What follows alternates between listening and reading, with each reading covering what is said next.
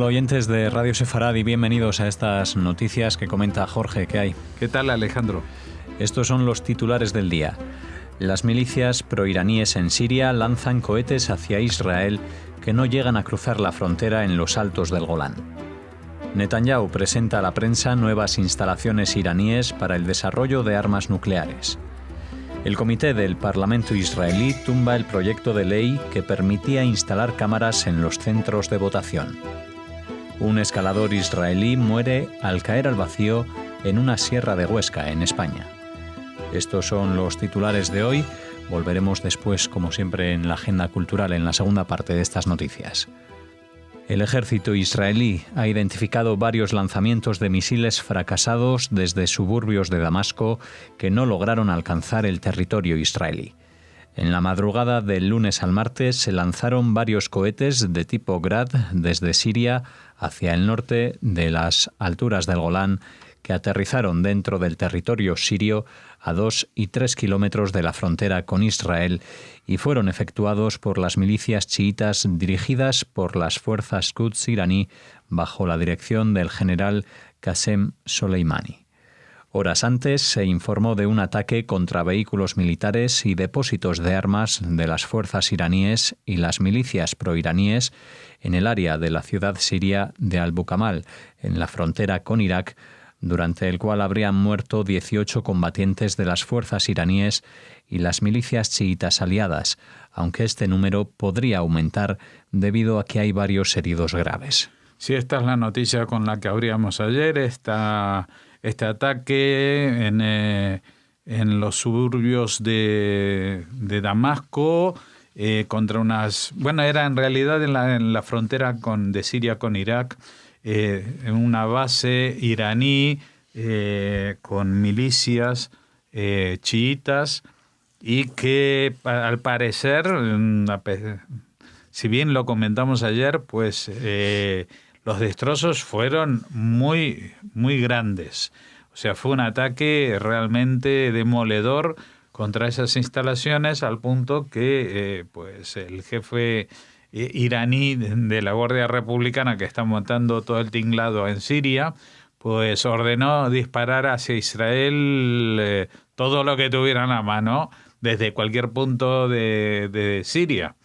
Y bueno, pues son tan tontos, perdón por la expresión cuando se habla de temas de guerra en los que muere gente, pero son tan tontos que evidentemente los misiles esos no llegaron ni siquiera a cruzar la frontera, con lo cual si causaron víctimas civiles son del lado sirio. O sea, me imagino que los que lanzaban esos misiles lo hacían más por impotencia y por rabia que por haber calculado algo que iba a afectar a Israel. Pues no ha sido así. Irán tiene un gran problema con estas milicias chiitas que ha desplazado a Siria, porque si bien se sentían muy acogidos dentro del ejército de Hafez del Assad, del presidente, pues la libertad de acción que Rusia ha dado a Israel en este territorio está haciendo que los iraníes no puedan ni acercarse a los altos del Golán, ni acercarse a otros sectores en Siria, y hasta sufren ataques en pleno territorio iraquí, con lo cual sus posibilidades estratégicas de estar más cerca de la frontera israelí para ejercer una presión, pues se han desmoronado. Junto también con, hay que decir que esto va conjugado con las expectativas que tenía el ejército presidencial de haber acabado la guerra civil siria hace cosa de medio año. Y todo lo que es el bastión de Idlib sigue resistiendo, es muy potente la resistencia porque llevan ahí con el cielo cubierto de aviones rusos. Y sin embargo, pues estos círculos que pertenecen a Al Qaeda y a otro tipo de grupos de oposición, pues todavía aguantan mucho y en realidad Siria no ha recuperado ni siquiera las 3/4 partes del territorio que tenía. Y eso tomando en cuenta que todavía le faltaría recuperar la parte kurda del norte, que hay que ver si algún día la recupera, porque allí cuentan con la cobertura y la ayuda de las fuerzas de Estados Unidos, que aunque el presidente Trump dijo que iba a retirar los 2.000 soldados que tienen allí destinados, de momento no ha cambiado esta situación. Y es más, últimamente pues utilizan esas bases para el lanzamiento de ataques aéreos importantes contra bolsas del ISIS, o sea, el Daesh, que hay todavía en territorio iraquí y en alguna otra zona de por allí. El primer ministro israelí, Benjamin Netanyahu, presentó a los medios un nuevo sitio para el desarrollo de armas nucleares iraníes en Nabadeh, al sur de Isfahán.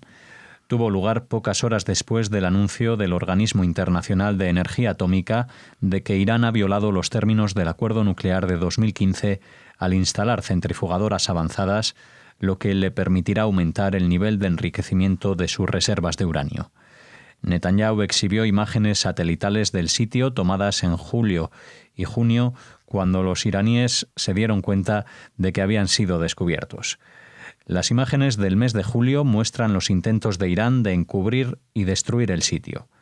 Hace 1 año y medio expusimos el archivo nuclear secreto de Irán, que reveló que Irán estuvo desarrollando 5 ojivas nucleares ya en 2003, es lo que apuntó Netanyahu. El año pasado expusimos el depósito nuclear secreto de Irán en Turkuzabad, que Irán utilizó para almacenar materiales y equipos para su programa nuclear secreto. Aunque Irán cubrió el sitio con grava para intentar ocultar sus huellas, no lo lograron y el OIEA encontró rastros de uranio violando directamente el Tratado de No Proliferación. Bueno, esto es un aporte, por decirlo entre comillas, de Netanyahu para recordar que Irán no solamente que está violando el acuerdo de enriqueciendo uranio con las centrifugadoras, sino que también está montando nuevas bases, nuevos sitios de producción de elementos para las armas nucleares. Tenían uno que mantenían en secreto en esta zona de Isfahán, pero se dieron cuenta de que estaban siendo fotografiados por satélites o que habían sido descubiertos, y eso fue en el mes de junio, y ya en el mes de julio, cuando se ven cómo están terminando de desmantelarlo todo y echan gravilla encima para taparlo, a pesar de que esta denuncia a la Organización Internacional de las Armas Nucleares ha descubierto allí unos grados de radiación que solamente pueden indicar la presencia de estos elementos. Con lo cual, pues se reitera o se reafirma la pretensión que siempre tuvo Irán de, primero, desarrollar armas nucleares y no energía atómica.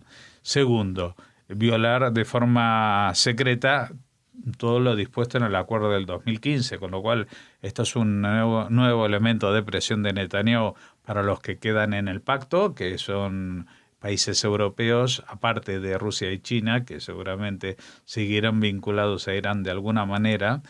Y también no olvidemos que estamos a escasos 7-8 días de las elecciones, nuevas elecciones en Israel, y bueno, Netanyahu no es la primera vez que utiliza este tipo de anuncios que seguramente se conocen, o los servicios de inteligencia los conocían desde hace tiempo, por lo menos desde hace un par de meses, pero lo lanza ahora como para tener un as en la manga y seguir promocionándose como el único garante de la seguridad en Israel de cara a las próximas elecciones. El proyecto de ley que pretendía tramitar el partido Likud, liderado por el primer ministro israelí Netanyahu, para permitir el uso de cámaras en centros electorales en los comicios generales del 17 de septiembre, quedó bloqueado en un comité del Parlamento tras un empate en la votación.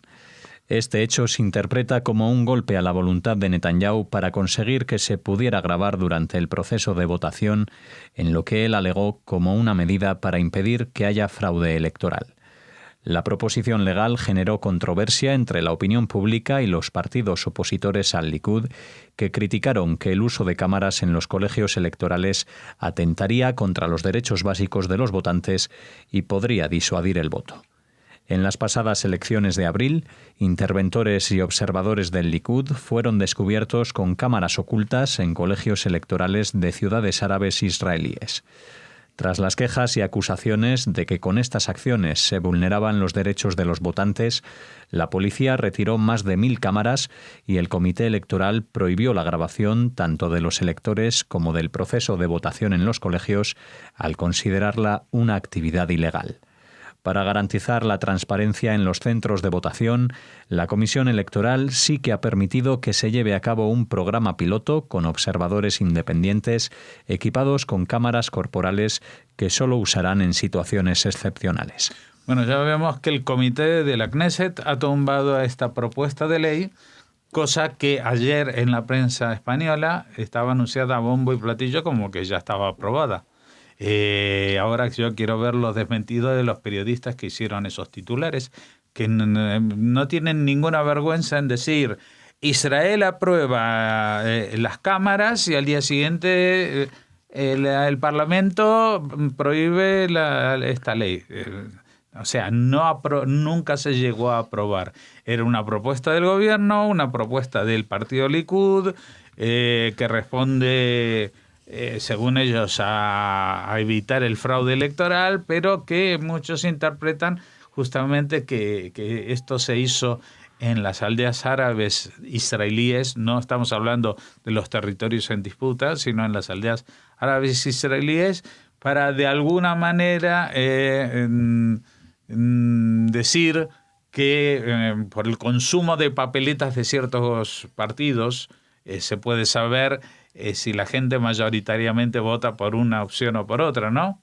Bueno, pues lo que querían demostrar también en las elecciones anteriores, que los que votan contra Netanyahu, o sea que los árabes israelíes, que es como una especie de tabú, que no pueden participar en la vida política israelí, digamos, porque lo que buscan es la destrucción del Estado de Israel, de alguna manera, pues votan mayoritariamente, por ejemplo, a partidos de izquierda, o incluso algo que le convendría más a Netanyahu, mostrar que votan a su enemigo directo, que es Cajol Labán, que es prácticamente la misma ideología que él, está lleno de generales, y el tema de la seguridad es igual de fuerte con el tema de los árabes, pero que demostraría de alguna manera, muy entrecomilladamente, que Cajol Labán está donde está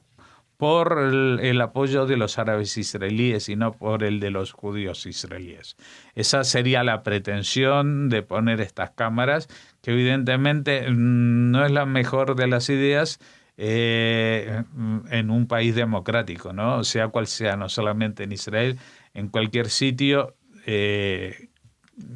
Para eso existen incluso estas cámaras que tú puedes votar detrás de un biombo, ¿no? Y ahí elegir la papeleta y guardarla en el sobre. Por lo menos así se puede hacer en España y seguramente también en Israel, para que el voto sea secreto. Pero hay métodos indirectos, como digo, para saber por quién se ha votado mayoritariamente, viendo a medida que se van consumiendo las papeletas de un partido y hay que reponerlas.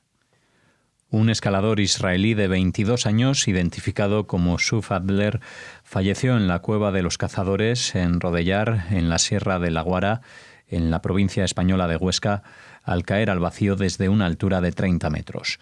Sus compañeros llamaron al servicio de emergencias, pero sin embargo, debido a la gravedad de sus heridas, los especialistas del equipo de rescate de montaña La unidad aérea de la Guardia Civil y los sanitarios que acudieron en su auxilio no pudieron hacer nada por salvarlo. Su cuerpo fue trasladado al Hospital Provincial de Huesca para una autopsia. El Ministerio de Exteriores de Jerusalén anunció que su familia ha sido informada y que la Embajada de Israel en España estaba trabajando para regresar sus restos mortales al país para su entierro.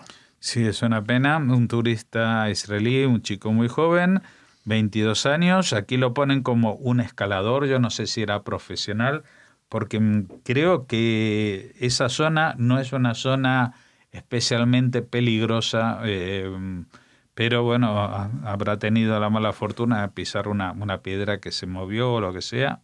Y esto es lo que hoy vincula en las noticias, desgraciadamente, a España e Israel, es este accidente. Pero no quiero despedir la parte de informaciones de hoy sin un recuerdo, porque ya saben, nosotros empezamos a emitir este programa a partir de las 7:30, 8 del día precedente, según el horario español, pero básicamente se queda durante todo el día del 11 de septiembre, y el 11 de septiembre es obligado recordar que ya han pasado 18 años del ataque a las Torres Gemelas de Nueva York, que inició no solamente una serie de sucesos bélicos que todavía continúan en Irak y en Afganistán, sino que también supuso la puesta de largo, digamos, del terrorismo fuera de Oriente Medio. Siempre Israel ha estado, desgraciadamente, sometida a ataques terroristas, a olas terribles como la Segunda Intifada, pero que en esos casos, o en la Primera Intifada, Europa y el resto del mundo miraban para otro lado, se lo veían como un conflicto regional. A partir del 2001 vieron que la interpretación que hacían los yihadistas tenía que ver con todo el mundo occidental, con toda la civilización. A partir del 2001, en este caso fue en Nueva York. En el 2004 nos tocó aquí en Madrid, después fue en Londres, etcétera, etcétera, y después ya prácticamente a otra escala y con otras técnicas menos organizadas en células, más improvisadas, pues siguen hasta el día de hoy, digamos, poniendo en alerta máxima las capitales de Europa, de Australia y de Estados Unidos y Canadá especialmente, pero también en el resto del mundo. Así que vaya nuestro recuerdo por los 18 años del mayor atentado terrorista en la historia de Estados Unidos. Pues con este recuerdo cerramos, como decía Jorge, la primera parte informativa de estas noticias de hoy y volvemos ahora con la agenda cultural.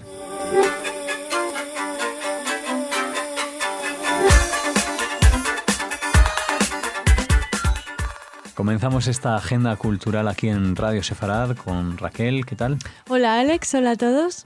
Y nada, te doy paso, como siempre, para que nos cuentes, para que nos hables de esa agenda que tienes preparada. ¿Te apetece conocer datos sobre el próximo festival de cine de San Sebastián? Claro, vamos al Cine Maldía. Exacto, a Donosti.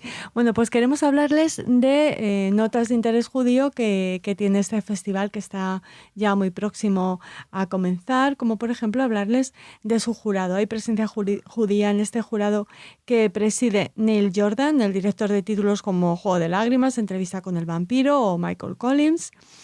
Y en este caso, en este tribunal encargado de decidir la Concha de Oro y los principales premios del palmarés, estará el israelí Catriel Shori, director ejecutivo del Israel Film Fund durante años. O sea que nos parece muy importante señalar que hay una presencia israelí judía en el jurado del Festival de Cine de San Sebastián, que ya saben que es uno de los más prestigiosos del mundo y, por supuesto, la referencia en cuanto a festivales de cine en nuestro país. Además, el escritor y director argentino Martín Reckman será el presidente del jurado de otro apartado del festival dedicado a las películas que hacen los estudiantes de cine.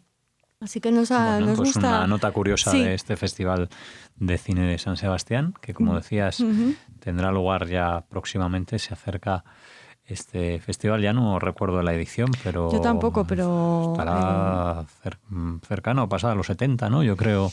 No me atrevo a decirlo, pero... Lo buscaremos. Lo buscaremos y como seguiremos hablando del festival, seguro, porque siempre habrá algo que tenga que ver con judaísmo o con judíos o con Shoah o con Israel, bueno, pues les seguiremos contando y les diremos qué edición del Festival de Cine de Donosti. Eso es, igual antes de que termine la grabación de esta agenda, ya tenemos medios. Parece que vamos creciendo un poquito. Radio separada con las nuevas tecnologías. Bueno, mientras intentamos proporcionarles ese dato en directo, les cuento que la tercera edición del Festival de Artes Escénicas de Canarias, el Telón Tenerife, se va a celebrar en La Laguna y Santa Cruz de Tenerife del 18 de septiembre al 21 de diciembre y que los 31 espectáculos que se ofrecerán intervendrán, entre otros, Lola Herrera, Nacho Nombo, Héctor Alterio y alguien que nos interesa mucho aquí en Radio Sefarad, Jofes Chester. El festival ha sido presentado ya y podemos contarles que la inauguración se producirá el 18 de septiembre en el Auditorio de Tenerife con el espectáculo Gran Final, que es la última producción de la compañía del bailarín y coreógrafo israelí Jofes Chester. Estupendo, pues esta agenda va de cine. Y antes de cerrar, porque igual Raquel nos trae otra noticia, decir que además vamos a decir bien el ordinal, 67ª edición del Festival de Cine de San Sebastián, 67 ediciones ya. O sea que estabas en lo cierto cuando decías que se acercaba a los 70, muy bien. Andaba cerca, bueno. Muy bien, Alex. Que tengamos un poco de memoria también, pero bueno, Google nos ha ayudado, hay que decirlo. Gracias, señor Google. Bueno, o señora Google, porque claro, es como los que dicen que Dios no se sabe si es masculino o femenino. Google también es una especie de Dios, a veces muy útil para los periodistas. Bueno, terminamos hablándoles, terminamos. Hoy les traemos 4 noticias, porque mañana justo se celebra en Centro Sefarad Israel, este miércoles 11 de septiembre, a las 7 de la tarde, una conferencia que da comienzo a un ciclo que se llama El legado converso. Bueno, pues la conferencia lleva por título Cábala y neoplatismo en Abraham Cohen de Herrera y, bueno, con el ánimo de poner en valor esa gran frase, revalorizar o señalar, que diríamos aquí en Radio Sefarad, el enorme legado de los judíos conversos, que los judíos conversos dejaron en España. Centro Sefarad de Israel pone en marcha este ciclo, el legado converso.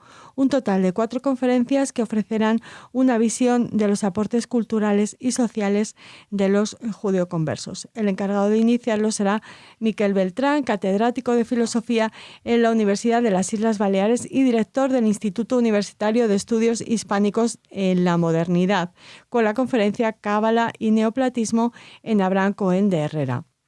Abraham Cohen de Herrera tenía padres de Córdoba, aunque no se sabe si nació allí.